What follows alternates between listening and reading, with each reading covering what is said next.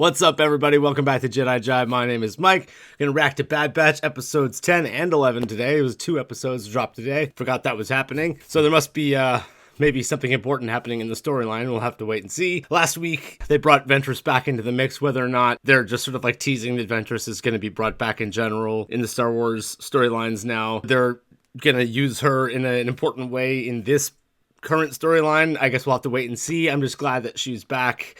There's, the circumstances surrounding it are still kind of nebulous, how she's alive. They said that they would explain it eventually, so that's still up in the air. I hope that Ventress plays an important role. It seemed like they were teasing the whole Omega might have some sort of force sensitivity, although even though Ventress said, no, that's not the case. It could just be that she's protecting her, and even the Bad Batch said she was lying, but having Omega and Ventress be I guess it would be like a Padawan and Master situation. That would be awesome if it were true, but, it could go either way. Nonetheless, the storyline is still moving forward. The Bad Batch is doing what they do, and I'm loving the season so far for what it is, guys. It's always fun. So I'm going to jump into the episode. Let's waste no more time, and then we'll react to it, and we'll talk about it afterwards. Let's do it. Man, love the establishing scenery shots. Every single episode has great scenery. Marketplace. Again, classic. Aww. Yep, something's happening to that kid. Hey, who threw that? It was him. The kid can barely lift a vase that big. Oh, force user. Sorry. So sorry. Okay.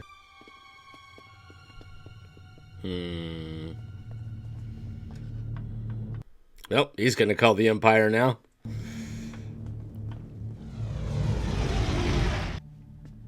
Don't worry, little kid. At least you're not gonna get trained to become a child soldier and get sent off to war. Class 1 bounty hunter. Mmm.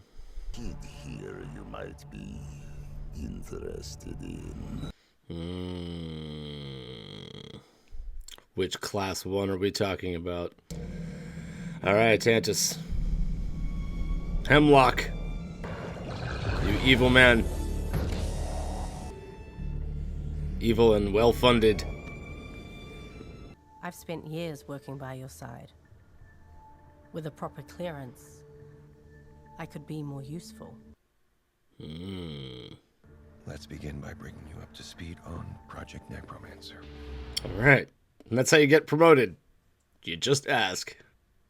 Okay, Emery's obviously gonna switch. That's in the sub-level containment chamber. You will be given access to the vault. Bro, the music.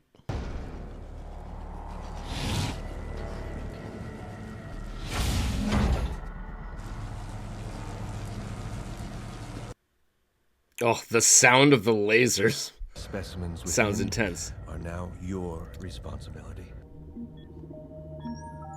There's more clones like her.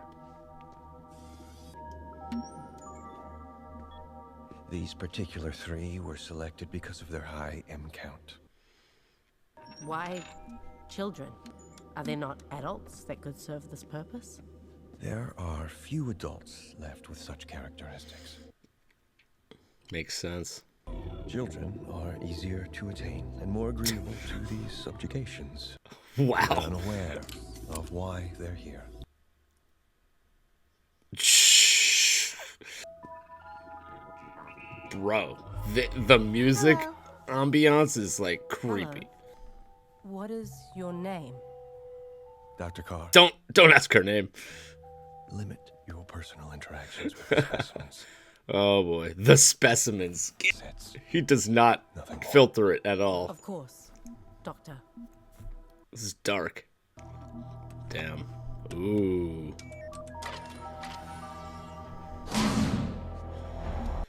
Yeah, that's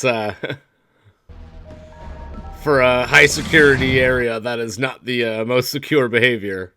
Oh, let me just put in my personal code on this keypad in full view of the force-sensitive child. Oh, they're gonna want to come and steal this kid. Is it Cad Bane? Yep, Cad Bane. You can hear the spurs. Oh boy. There he is. Oh! Toro. Dodo! Coming right up, Mr. Bane.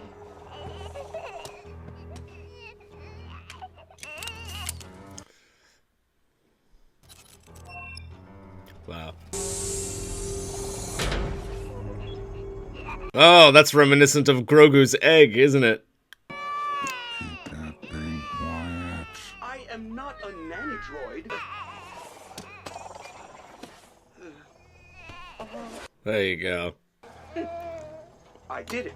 Let's move. Huh. The droid here might start having a little personal connection with the baby. Once again, very reminiscent of Grogu's egg. Which might even be a hint as to we might be seeing Grogu soon. That would make perfect sense, and why Grogu ended up in that egg in the first place. But she said she'd find out for me Find out what? when I'll be going home. Oh boy, here we go. I will look into it. Thank you. Emery is not gonna last long.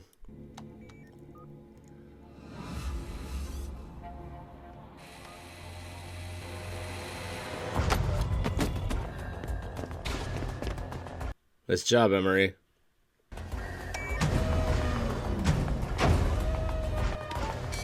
No! SP-32. Stay away from me! Let me out of here! You're safe, SP-32. Yeah, right. They said I could go home. I just want to go home. Set to stun. Yikes. Don't! Damn. He's only a child. Force sensitive child. Attempted to escape.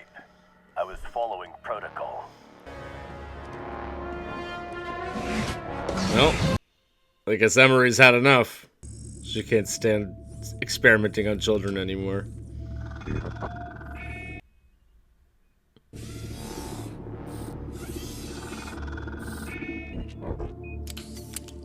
The sound that droid made sounded like an animal.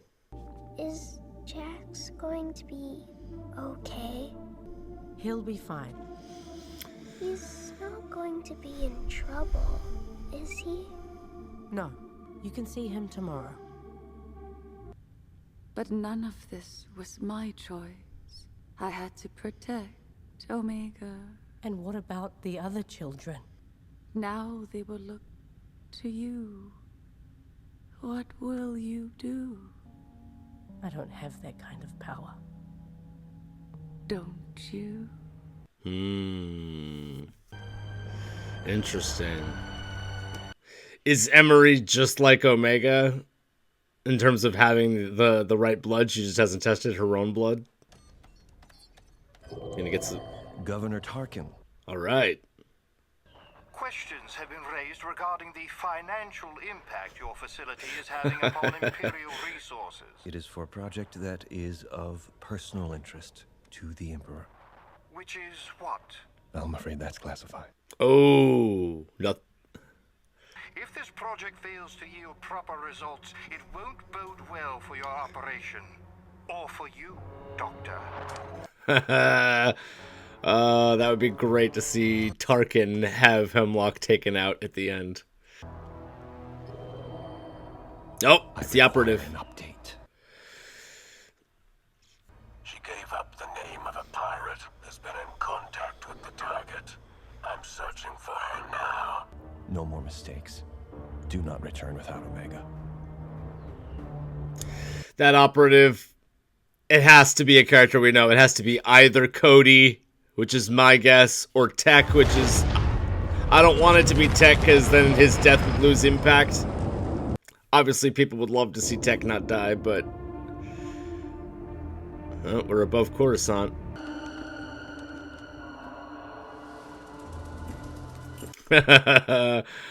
Toro, bring out the kid.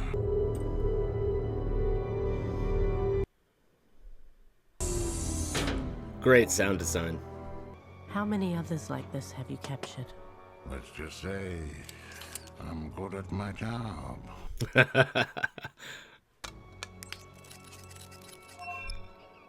It's like a diamond tester for Force kids.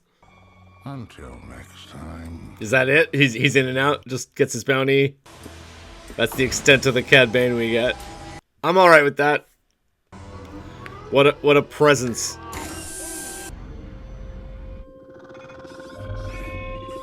Dude, I hate the sound that robot makes. It sounds like a velociraptor or something.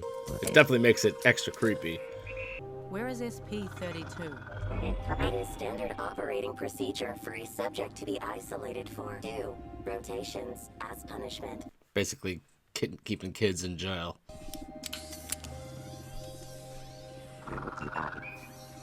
God, that sound. Ugh. Creepy. You lied. You said Jax wouldn't be in trouble. We all want to go home. Rough. Yeah. Emery's cooked, man. She's just like, alright, I've seen enough. Keeping kids in cages, working for Hemlock. Bro, the music. So subtle.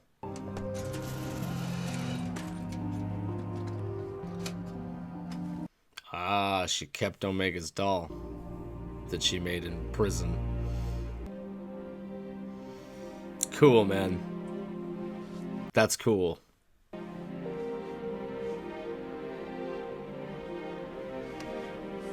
Like, there's not much Emery can do, but that's huge.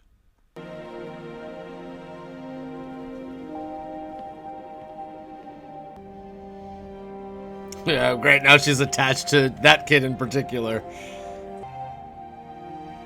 And she feels good about it. Subtle, but really good episode. And I have to say, sound design, sound and music, chef's kiss.